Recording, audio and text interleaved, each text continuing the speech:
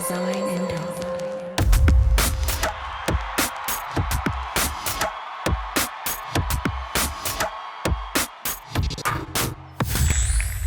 Hi, I'm Satyajit.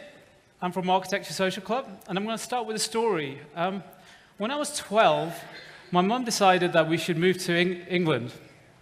And she thought we were going to get a better education. And the thing is, we just moved her from India, and she had these ambitions that I was going to become a doctor. And a bit of a spoiler alert, I didn't actually become a doctor. So I got to the UK, and I was really unhappy. I couldn't connect with people on a cultural level. And at that age, when you're 12, it's actually quite painful. Like, all the kids are quite cruel. And so I was kind of in this kind of weird, unhappy place. And then one day, I kind of managed to sneak out. And went to my first club. And at this club, there was like, I'd never heard this music before. It was like house music. There were all these really happy people. And I felt like, for the first time in my life, I actually fitted in somewhere. And so, my education started kind of drifting away, and all I cared about was sneaking out, maybe with a few lies, to get to these clubs.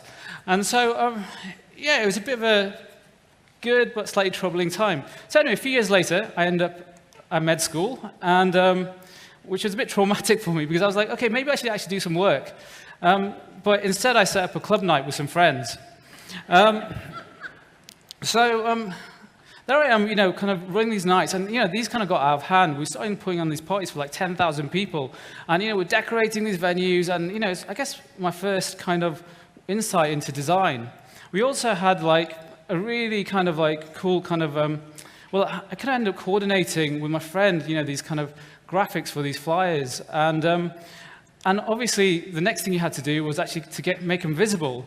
So in those days, there's no social media, so actually the only way you could become visible is like to actually go and put loads of posters up everywhere. And so this thing got out of hand, so it was basically like an arms race for like visibility. So we just kept putting up posters, and the council would just come and take them down. And the more we put up, the council would keep sending more people out. So we at one point had like 30 people just putting up posters all the time. We then started moving the posters up higher up the lamppost so the council couldn't get to them. And then obviously the council came out and they just got a stick and just started taking them down. Eventually we kind of designed this kind of foldable stick that kind of could fit into a bag so that the coppers couldn't see them. And then we kind of unfold it and then get the posters right to the top of the lamppost. So we thought we'd kind of won this battle, but obviously like a few weeks later, the council just brought out a bigger stick. We're in this situation, and so you might think the lesson, well, the moral of the story is, design helps you get away from, avoid the cops. But actually, hopefully the thing that, what I took away from it was design helps you do things that you never thought you could do, and it enables you. So I guess you can only kind of throw parties for so long. So I ended up going back to architecture school. And after a while, I ended up kind of at the Royal College of Art to do my part 2. And when I was there, I just kind of, I met all these really amazing people. I mean, so much talent, things I just never heard of. I had heard of fashion designers, but then there was like painters, artists, makers, interactive designers. I mean, I'm still not sure what they do, but apparently we do a bit of that as well. So, so I was kind of had this really great kind of nourishing kind of environment. And then we had like one of our, the head of the department, Nigel Coates. He was amazing, and he basically started talking about this idea that actually architecture shouldn't be about like, perfection. It shouldn't be about like shadow gap details. If you don't know what shadow gap details is, it's basically like putting two materials and then having a little gap in between so everything looks really nice and sharp. But that shouldn't be the obsession. The obsession should be, how do we create environments that are really beautiful, really lively, brings joy to people? How do we connect with kind of with the actual people we're designing for? So, I've got this thing in my head. I'm like, okay, I'm going to go away and build giant pink buildings. So I kind of end up at Foster & Partners, which is basically, they're the kings of shadow gaps. And they make perfect buildings. And I was like there going, is this what I want to do? But I did learn a lot. I learned that, their process is amazing.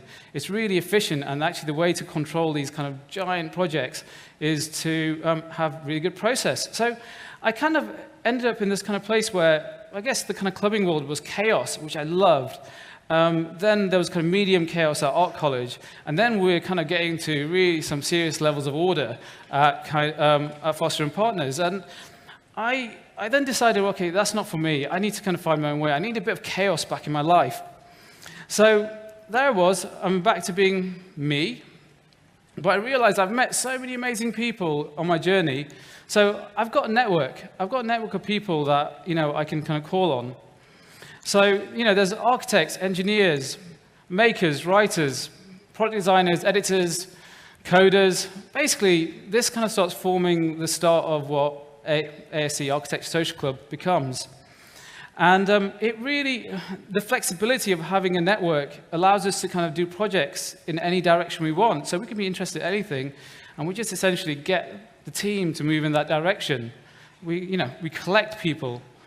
So the next thing is that how do we kind of take all these ingredients and then put it through this kind of process, this kind of flexible process, and then how do we come up with outcomes that that are different, that are unique, but also they tell stories. I mean, a big part of our job, I think, is to tell stories. So then there's this other obsession that I have, and this kind of idea of like beautiful chaos. And I like the idea that when you kind of add all these things together, they become greater than the sum of their parts. They're kind of patterns that you don't see, you don't understand, but they actually create loads of beauty. And whether that's kind of talking about workflow of people, or whether that's talking about the actual kind of visual aspect, I really like this idea. So I go away, and the first thing I do is I'm like, all right, I'm going to go back into the music industry. I'm going to design this kind of modular, portable venue. And then I go and take it to all these kind of senior people in the music industry, and they're like, well, it looks pretty, but where's your business plan? I'm like, well, do you really need one? Look how pretty it is. And so we're kind of like, so we're kind of back to basics. But what that did do, it gave us an opportunity to talk to people about what our ambitions were. And, and so we started kind of having lots of conversations, and eventually we end up kind of getting our first commission, which is for Liberty London. If you don't know Liberty London, it's basically an iconic department store which was made in the 1800s. They're really known for their fashion, their textiles. I mean, this is actually a William Morris print, and William Morris basically collaborated with Liberty to do a lot of his designs, which I think speaks volumes. So our brief was, they want some windows for Fashion Week. And at that point, there was this kind of major kind of floral explosion in the kind of fashion world. So we kind of went away and we started our research, and we walked around this building and we were told about its history, and we were kind of blown away. So on the right-hand side is Arthur Liberty, and he's the founder. And he basically one of the first people to bring like foreign arts to the UK. And then on the other side is these boats. So there were two of these boats. One, it's called HMS Impregnable, which is a bit of a strange name. But the thing is, Liberty is actually, the architecture is built from these boats. So all the wood in the building is from these boats. And another weird fact is that the length of the building is the same as that boat. And imagine trying to get that through planning now. I mean, it's kind of bizarre, but anyway. So we kind of wanted to come up with a story that we can, talk about this. So we came up with this idea that, maybe we'll tell the story of Noah's Ark, but Noah's not Noah. Arthur is Noah, and he's saving London from bad fashion. So, we start on the right-hand side with London fashion having going wrong. London's gone a bit weird. And then animals crawl in 2x2s and fashion into this kind of Liberty boat that's being made. Then there's a big flood, and all of the department stores, like Selfridges, kind of, can I say that? Kind of sink to the bottom. And then we kind of have a scene where these pigeons, if you've ever been to London, there's loads of pigeons. These pigeons come and tell the Liberty boat which way to go. And these pigeons actually have the head of Arthur. So that's a bit weird. And then the Liberty boat kind of comes on and finds new land, and London is remade in the shape of Liberty. So that was the story. And just to put in context, these were the windows. So they're quite big windows, and we've never done a project like this before. In fact, we barely had a team. So I was there on the phone going, guys, will you help me out? To my mates, to everyone I knew, really. We took a lot of inspiration from this image. So this kind of tied in like the Noah's Ark kind of story to this kind of world of this fashion explosion. So we were like trying to find this kind of aesthetic, and then we went through their archives, these brilliant archives that they have, and we started finding kind of patterns, and we were like, okay, let's make the whole kind of scene out of these patterns that they have from their archive. Obviously, back in the day, they just had photographs of these things, so we had to digitalize them. And then we kind of extruded them and pushed and pulled things out, so as you walk past them, you'd create this kind of animation. And then this is kind of like the storyboard of, I guess, those prints. So as you can see, there's kind of animals and there's kind of like waves. And so we kind of tried to find a language that kind of works with the story. The other thing is that obviously, like, we've been talking about these waves, and that became a really big part. So we had to build a wave machine. We didn't have to, but we wanted to. So, so we kind of start prototyping. And obviously, everything had to be made out of wood. Otherwise, it'd be sacrilege. But yeah, we started building this wave machine, and what I really like about it is we kind of worked out this mechanism that makes it really feel like a wave. It's this like throwing mechanism. So I love this picture. So this is one of the carpenters that we were working with at the time, and we made like a little version of this boat, but the timber we found was actually from the original HMS Impregnable. So we had this kind of weird situation where we basically were doing a design of a building that was made from these boats, and then we got that boat, and then we made a boat out of it that was in the windows, and anyway, it got a bit strange. So we kind of built, we started building all these little parts. I mean, this project had over 23,000 parts in it. So you can imagine, like, and this was over a period of 6 weeks. So we were pretty stressed. And animals. These are what the pigeons became, and we actually scanned in Arthur's bust, and then 3D printed 200 of them, and then we stuck them on these pigeons, and they kind of floated around in the shop. So anyway, so this is what the project actually became.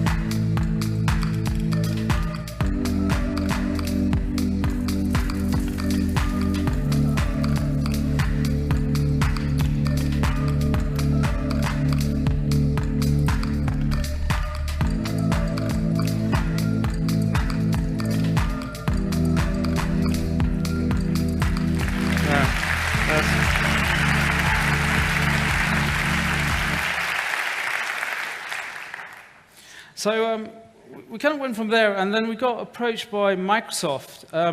They wanted us to talk about their AI platform, and they had this kind of giant event space that we needed. They need to be able to communicate what this actually thing is capable of. And so the thing about AI is things kind of live a lot on the cloud, and well, especially with this kind of project. And so what we really wanted to do is we wanted to kind of bring kind of a human kind of touch back into it.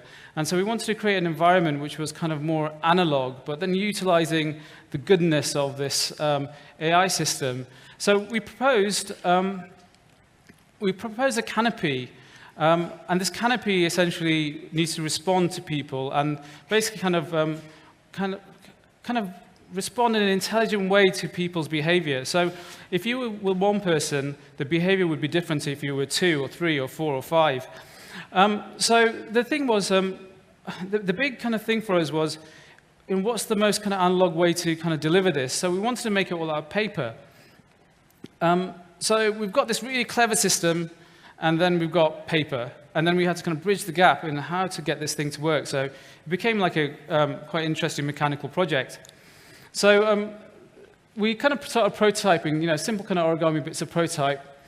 And then eventually we kind of started using, these things, and we kind of hung them into that, that kind of structure there. And the thing is that, this kind of brings you back to that kind of idea of like, alone this one thing is, it's nice. But when you start putting them together and you start kind of getting them to behave together, then they become like, bigger than the sum of their parts. So anyway, I'll quickly show you what this project actually became.